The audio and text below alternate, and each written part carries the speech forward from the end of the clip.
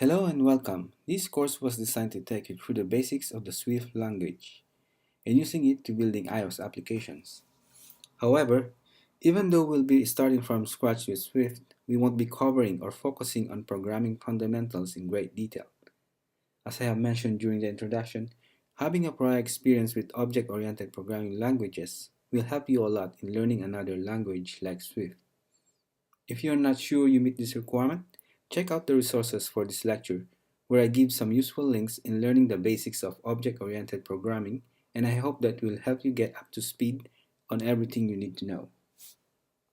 The objective of this lesson is for you to successfully install Xcode 10, which is the IDE or Integrated Development Environment tool that we'll be using for learning how to program with Swift and creating iOS applications. The requirement for this lesson is for you to have your Apple ID or an iOS developer account. Having a paid iOS developer account is not a requirement for this course, since you'll only need it once you have decided and ready to submit your application to App Store. A free account is enough for you to complete this course. So the next thing we need to do is we need to download and install Xcode, which is essentially that software that we're going to be writing all of our code. And it also has some other cool tools like Interface Builder for visually designing your app, dragging buttons and labels on quickly like changing the background colors of stuff. There are two options for downloading Xcode. First option is by downloading it from the Mac App Store.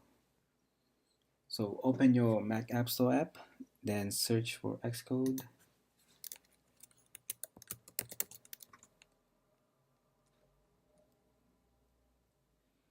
You can click on the Xcode icon to view its detail page.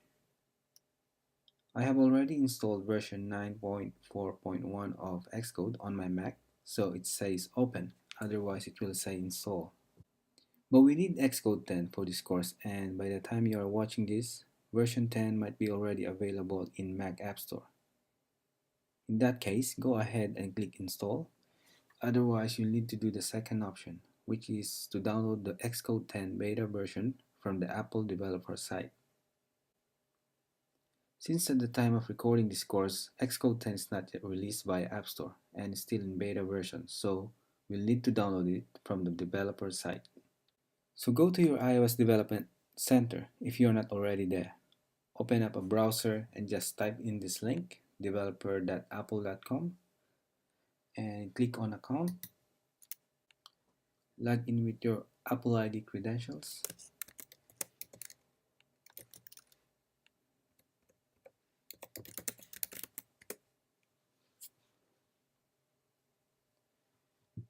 And so this is the Apple developer free account.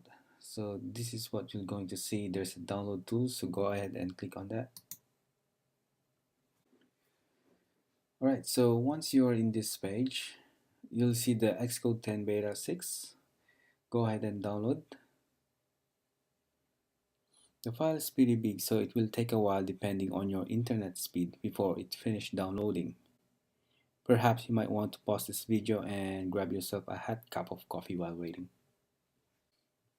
Alright, once it's downloaded, and presumably it is located in your downloads folder, it's named as Xcode underscore 10 underscore beta underscore 6. So it's possible you might get the latest beta version 7 and so on. Just double click on it to extract the file.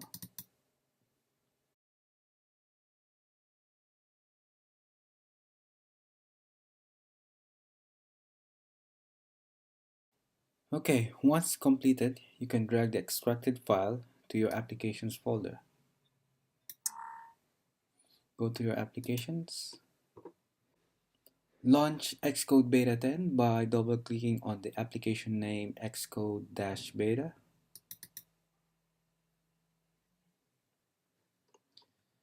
So it might ask you to install additional required components. Just click on Install.